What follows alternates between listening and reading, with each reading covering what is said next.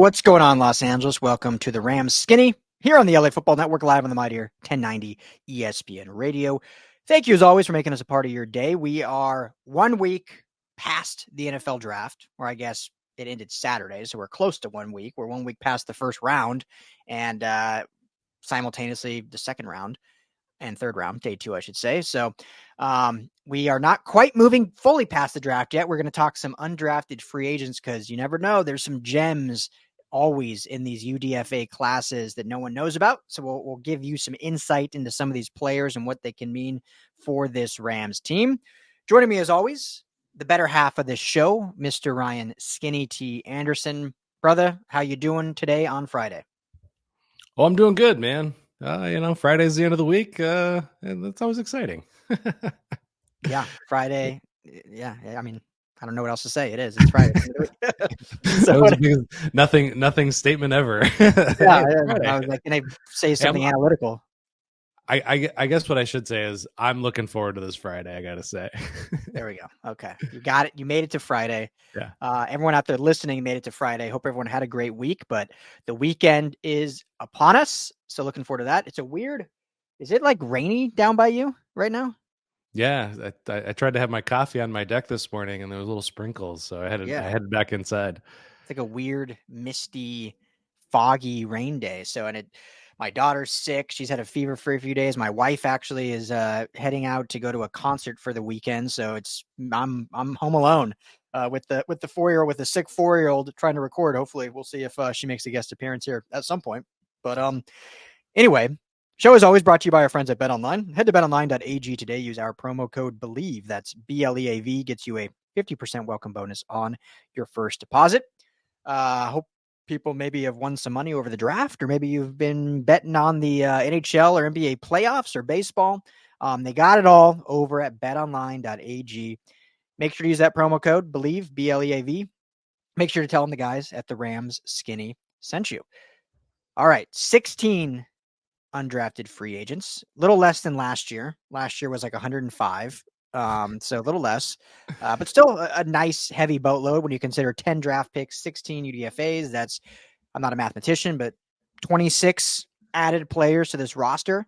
Obviously, there'll be cut downs once training camp begins, but for now, the list is here. So I'm not going to just read these 16 names.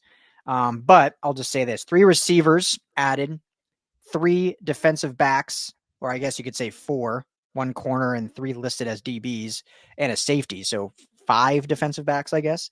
Couple linebackers, couple defensive tackles, and then you got 2 offensive linemen and a tight end. So a nice wealth of diversity across the UDFAs.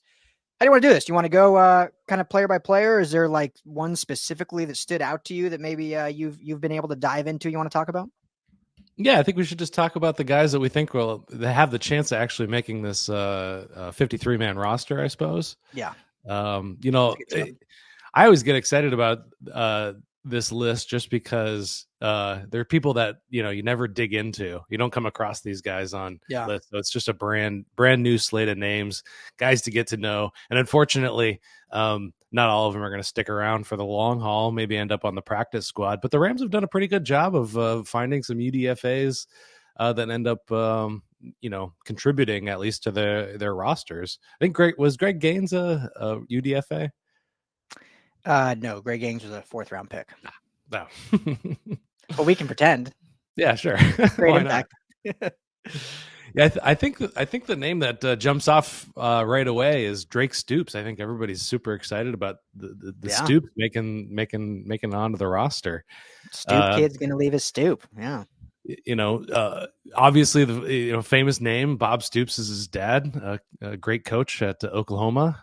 He ended up playing at Oklahoma, but at first glance, I thought, this kid, nepotism, makes the Oklahoma roster because of who his dad is. No, not the case. Did not get a scholarship. He was a walk-on to Oklahoma State. He had scholarship offers from other colleges. Iowa, namely, is one of the big ones. But he wanted to walk on. He wanted to play for the Sooners, and that's what he did. So that's always something you got to like, that kind of grit, determination to take a step back, take a, not a guaranteed roster spot, and made it on. Love it. I mean, if last year's phrase or word describing this team was better than expected that we use, I think this year it's grit and lunch pail. And this is another gritty, bring your lunch pail to work kind of guy in Stoops. Cause yeah, you mentioned it, a guy that has the lineage, but had to work for it. Wasn't just given a spot, had to walk on and ended up having a huge impact for the Oklahoma offense. A nice kind of twitchy receiver that definitely brings some similarities to what this receiving room has. I mean, I'm not saying he's Cooper Kupp or anything like that, but definitely a guy that can play in the slot and do kind of those types of things. So do the Rams have too much of that already? We'll see. But I think he's definitely a name that would be fun to, see how his progression happens with this receiving class and with this room. So, well, let's talk about the wide receiver room right now. They've got Tutu Atwell. He kind of fell off the back end of the starting roster towards the end of the year, off the first string. You got Ben Skowronek, who's essentially just been a special teams contributor the last couple of years. Do you think there is room that, Stoops or one of these other guys? We've got JJ Lapp out of SUNY Cortland, and Sam, I'm going to say... Yeah, I'll let you say it. Wiglaz? That sounds right. Wiglaz out of from Ohio.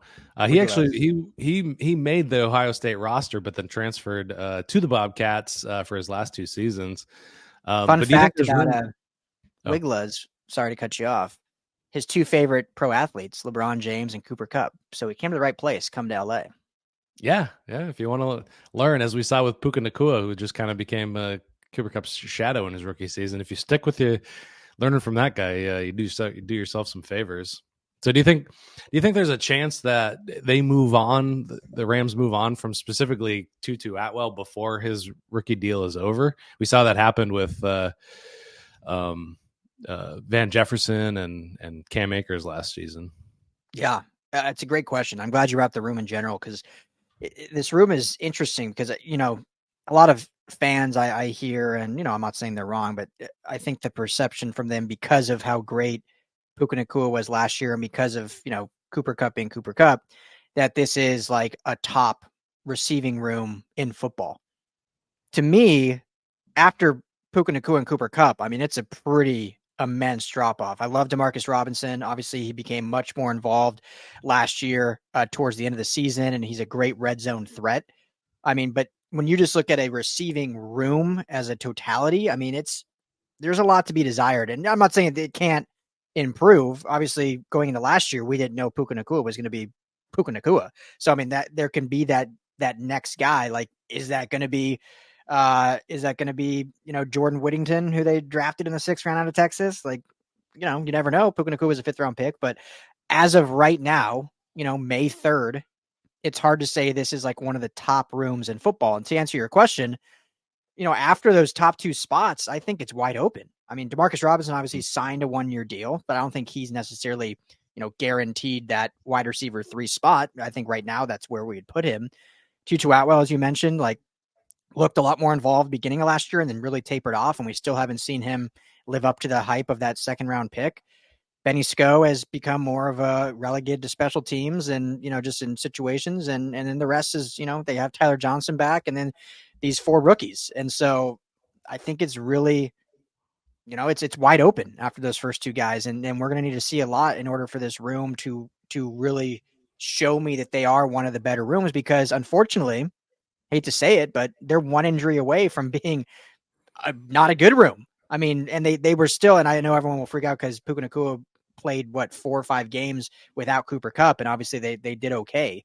So it's not like the world is ending if that happens, but obviously if you can improve and be better, you want to. So I guess long-winded answer to your question is, I think they certainly could move on from Tutu if one of these 4 rookies really shows out.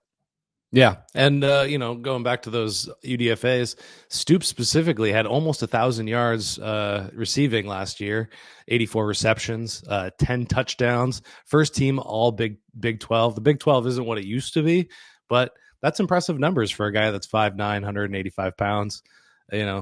Sticky hands, slot guy, short area quickness. So, we'll keep an eye on him over the next few weeks and months, but an exciting name nonetheless.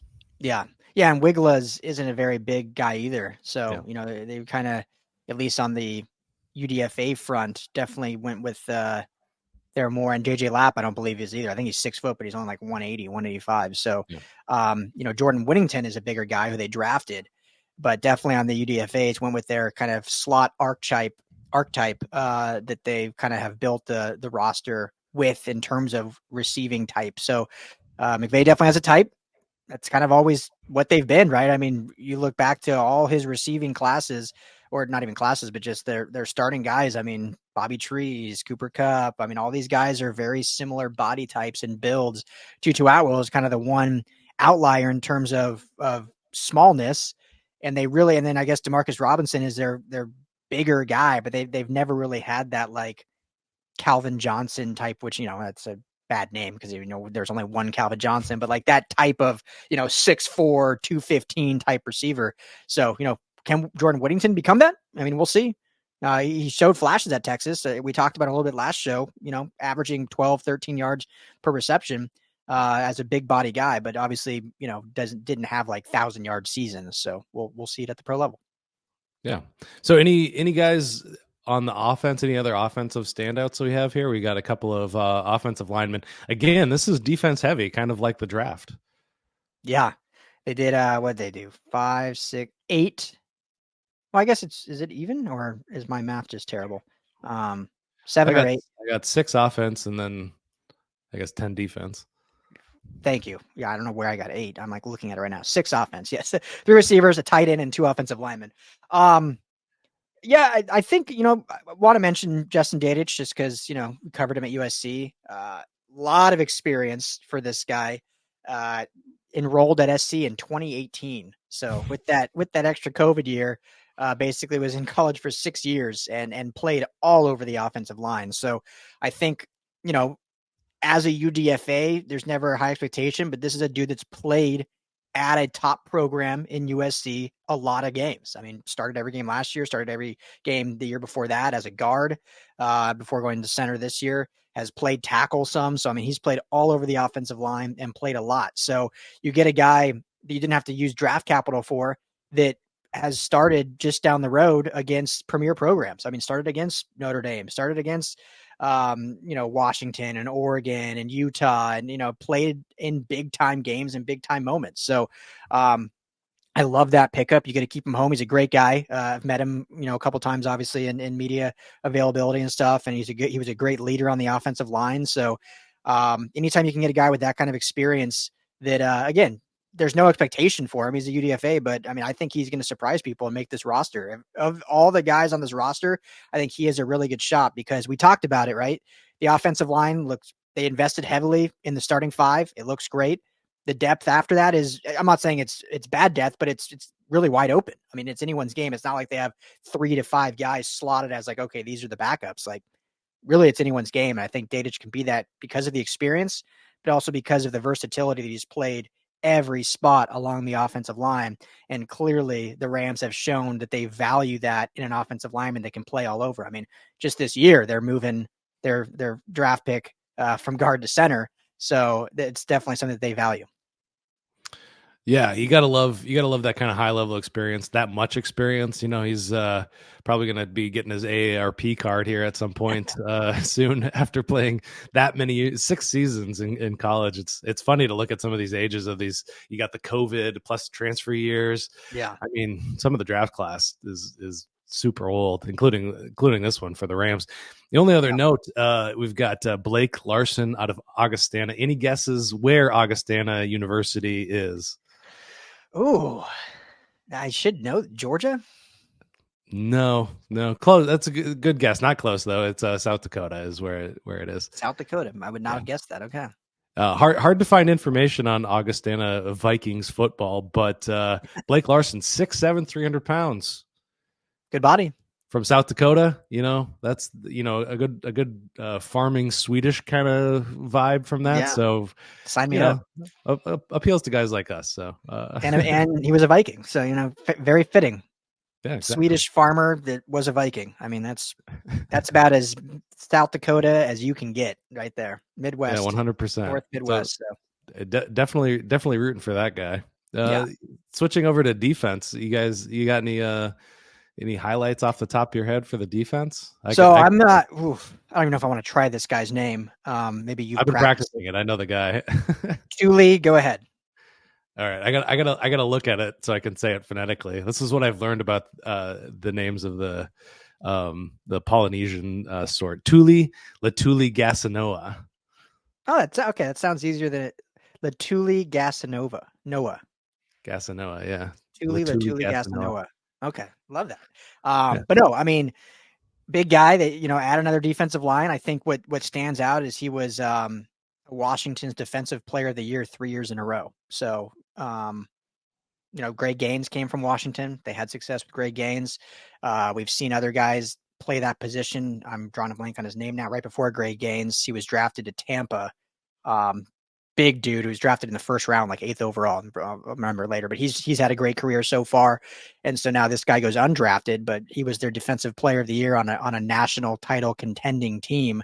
They didn't have a stout defense. They were definitely ran by that offense and Michael Penix and Roma Dunze, or as Mel Kiper Jr. say, Romo Dunze, or however he said it. There was just driving us crazy. There was just Romo Dunze that was just driving us crazy all draft. But yeah, Tuli I think is a nice pickup here. They need more depth on that defensive line. They obviously addressed it during the draft, which we were very pleased with. But guy that won Defensive Player of the Year for his team 3 years in a row. I mean that speaks volumes. Whether it's play, whether it's leadership, whether it's work ethic, whether it's bring that lunch pail to work kind of attitude. That's what we want here for the Rams. So I love the Tuli pickup. All grit and determination. I'm sticking with defensive line. I think this is a great spot where one of these guys can carve out a little playing time for themselves, just because, we talked about it heading into the draft, even after the draft. You're looking at Braden Fisk, Kobie Turner as your starters, and then Bobby Brown, Tyler Davis, then you're looking at Desjuan Johnson and Laurel Murchison. These guys' jobs aren't safe. They didn't really earn a lot of playing time last season. Obviously, Aaron Donald's gone, so you got that big gap. So I'm going with Anthony Ludlow though, or Goodlow, Anthony Goodlow from Oklahoma State Cowboys. He's transferred from Tulsa, where he had some success as a pass rusher. 14 sacks in 3 seasons with them. He moves over to Oklahoma State, but really shines as a run defender. So I could see him working in a spot for himself. 6'5", 283. So one of the bigger guys for the Rams defensive line there. So that's a guy I got my eye on. Love it. Yeah, good size, and anything to add on that defensive front, I think is worth doing. So another name throw at you. A lot of Michigan players obviously got a lot of shine this draft for good reason. National champions, their head coach now in the NFL with the Chargers and Jim Harbaugh. Rams drafted one in Blake Corum. You have a great article up we'll plug on Blake Corum of just being a good human being. And I think that's a great addition for the Rams and kind of what the Rams look for in the character of players, not just lunch pail mentality, but also your character. Blake Corum checks that. But one guy that did not get drafted that is on the Rams was Josh Wallace, defensive back. Allowed only 21 catches last year, 0 touchdowns. So on a defense that was dominant in the Big Ten, and a major reason why they won the Natty. I know everyone loves to talk about J.J. McCarthy, who went 10th overall. They won that Natty because of that defense and the trenches. And a defensive back in that only allowed 21 catches, when I'm sure he was getting targeted more because the other DBs are guys who were getting drafted high. That's pretty solid to get as an undrafted free agent. Yeah, and you look at the guy that he was playing across from that got drafted highly. I have trouble with his last name. Sainristril. Yeah, something like that. The other guy. When you have a more dominant cornerback, sometimes quarterbacks will target the other side of the field. But this guy was just as shut down. Just allowing a handful of catches over a long season. So that's cool. Staying in the defensive backfield, my guy there was Kenny Logan Jr. from Kansas. You love your Kansas and Kansas State guys, I feel. I don't generally go for Kansas guys. It's that that beautiful white helmet with that big rock chalk Jayhawk on the side there. I guess that attracts me. But what I like about this guy is he was everywhere in terms of tackling. He had over 300 tackles in the last 3 seasons. 113, I think, is where he topped off a couple of years ago. So in terms of what the Rams have started looking for in their defensive backfield, this is it. This is the kind of tough hitting guy that can hit in the open backfield and rack up those tackles. So that's why I like him. That's why I went with that guy. Love it. Anybody else for you on defense? Yeah, real quick. If you're on radio, we got to take a quick break. So thanks all for hanging out. Continue this podcast on LAFBnetwork.com. Just search for Rams Skinny. So thanks all for tuning in. Yeah, I think the last guy maybe I'll mention, you can throw it out, but sticking with DBs, because like we said, they added, 5 of them? 6 of them? 5 of them? Is Charles Woods, DB out of SMU, allowed the lowest passer rating ever by a Big 12 cornerback. The guy he beat was all the way back from 2015, Xavier Howard, who's been pretty damn good in the NFL, obviously. So, he played some at West Virginia and then obviously transferred to SMU. So his 21 season, and I think he's regressed maybe some, which is why he ended up being undrafted. But when you have a season like that, where you put up the lowest passer rating allowed, there's obviously talent there and skill there. And if they're able to develop him and getting with Aubrey Pleasant and with this secondary, which again, they've added pieces, but it's kind of a wide open room also in the secondary. Like it's, there's not like, you're not coming into a team that has like 5 slotted starters. It's like, some dudes and then just a lot of guys that are hungry. So if he brings that lunch pail over to LA, he's got a shot. So yeah, like that one. Yeah, that's a good one. Cause you think about small school guys and what you want to see from them is being truly dominant. Not that Southern Methodist University, I don't want to besmirch the good name of the Mustangs, but they did a good enough job of that on their own. You're not playing Alabama every week. You're not playing LSU every week, but you want to see a guy that just is dominant when he's playing those kind of East Carolinas and things like that. But let's take a second and talk about the defensive back room in general and kind of the state of it in relation to like who's going to make the roster, who's not going to make the roster. I mean, the starters seem pretty clear cut, but you think about Quentin Lake as a starter, he kind of has to take that big next step to be the starting nickelback or star or what have you. Cobie Durant, good enough. He earned some starting roles, but then after that, Derion Kendrick, nobody. But I don't know. What are your thoughts?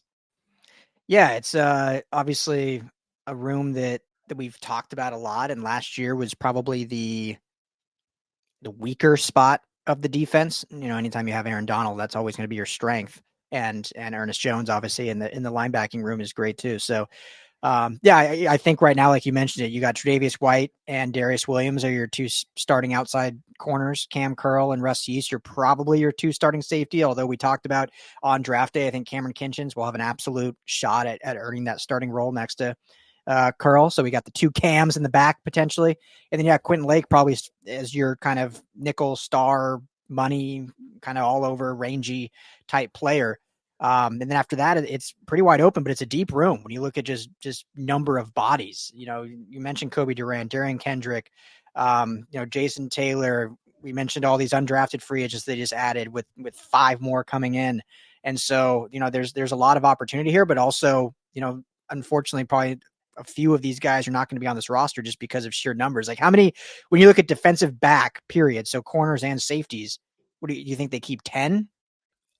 you got to have a lot of guys to, make sure, it's the one position they say you can't have too many of. So I think that they did a good job of adding in undrafted free agents, because they only picked up Cam Kitchens in the draft. So I think it's smart. There might be a little bit of rotation, but I think that the front is the first string is solid. Yeah. Yeah. I mean, you look at it right now, so there's 18 guys right now. 10, I think, is probably a minimum. So we could see 10 to 12 make the roster probably. So, there's a healthy competition to make the squad, and we'll see who does it. So, but yeah. Anything else you want to add about these UDFAs or anything? The last one I have my eye on is Omar Speights at LSU. Partly nice. Just because I think there's a lot of movement that can happen with the linebackers. Christian Roseboom, God bless him. Jake Hummel, Troy Reeder. It gets a little bit hairy after Ernest Jones there. So, and Speights is a guy that has a ton of high level experience at LSU, and then previously with Oregon State, and just a guy that's always around the ball. Nothing off the charts in terms of athletic traits, but he has a really fast first step, especially for a dude his size. So, another name I'm just going to keep an eye on that I could see, climbing the ladder, earning a roster spot. And really at this point, when we're talking UDFAs, we're looking at special teams, which was a big black eye on a scrappy Los Angeles Rams 2023 team, where they just had holes all over the place. They let a couple of punt returns, one that cost them the game against Baltimore. So, still you gotta have those guys, and they're the definition of the lunch pail guys, because they're working the hardest. They're trying to earn a spot, trying to keep themselves in the conversation for the Rams. Yeah, I'm glad you ended with Speights, because played 4 years at Oregon State before transferring over to LSU this last year, and a lot of success. I think he finished 9th in tackles at Oregon State. And when USC played Oregon State up in Corvallis in 22, that 17-14 game that took a last drive from Caleb Williams to win it, at the end of regulation, basically, Speights led Oregon State in tackles with 8 tackles. That he was all over the field, was a huge force in why USC had, 10 points going into a minute 30 left in the game before they were able to get down and win it. So when you have that kind of high level experience, Oregon State has had great defenses during Jonathan Smith's tenure. Obviously he's at Michigan State now, but while he was at Oregon State, they really had really solid defenses, and he was kind of the face of that. And then now obviously playing last season at LSU, which has always been kind of known for defense overall in the totality as the program. So another great, that was the theme, right? We keep saying it, but lunch pail, grit, experience, all the guys they've added. I mean, outside of Kinchins and a few other, all these guys have 4+ years of collegiate experience. So they didn't get some 2-year redshirt guys that played maybe, 20 games. I mean, all these guys have a lot of experience and that they bring to the table, and they'll have an impact potentially immediately. So love that pickup too. Yeah. If you think we're being a little bit cute with the lunch pail thing, I compiled a list of the Rams draft picks from this year, and just all of the superlatives that draft analyzers used of listing the traits of this guy, Blake Corum worked for his dad, his landscaping business during the COVID year, team captain stuff, just going through this list of, coach says he's the hardest worker on the team, every single one of them. I couldn't find any on the kicker, but the kicker is jacked, so he's a gym rat at the very least. We don't know if he's a good dude or a hard worker. His teammates attend his birthday, though. That's the important thing. Did he have a birthday? His teammates, never mind. Oh, draft day reference. Never mind. Oh, sorry.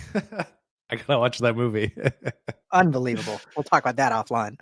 Yeah, I'm fired. Yeah, no. I mean, it's a great point. They're definitely a theme, and the Rams have always kind of had that. They find a theme, and that's what they roll with, kind of in their strategy and stuff. And so this is clearly their trend and theme right now, and they stuck with it. And good class, good UDFA class. So to end it, we listed all these guys. seemingly every year for most teams, one guy, sometimes more, but typically one guy does make the roster. Who in your mind has the best shot of these 16 to make it? I'm going to put my money on Spates on that one. Next one will be Anthony Goodlow. That's 1-2 for me. One, just because I think they're probably the top players from the UDFA class, and I also think that those two rooms have the most opportunity for them to kind of carve out a spot for themselves. Yeah, I like that. Just to be different, because I think Spate is probably the top one, but I'll go Justin Dedich just because maybe it's just because I like him. But, like I said, the versatility, I think, means a lot for this offensive line, and the experience. 35 starts over the last 2 years is a big one as well. So, yeah, I'll go Justin Dedich. Right on. Yeah. So, all right. Well, there you have it. Well, 16 UDFAs added to this Rams team. Got plenty of content about these guys up on LAFBnetwork.com. Make sure to check that out. If you like the Rams skinny and you haven't yet, we certainly would appreciate if you hit that like or subscribe button on YouTube. You can find it at Rams LAFB or LAFBnetwork.com has all of our stuff, or we are anywhere you get your podcasts, Apple, Spotify, all that fun stuff. So for Ryan Skinny T. Anderson, I am Ryan Dyrud. Thank you, as always, Ramley, for hanging out with us. Have a great weekend. Talk to everyone next week.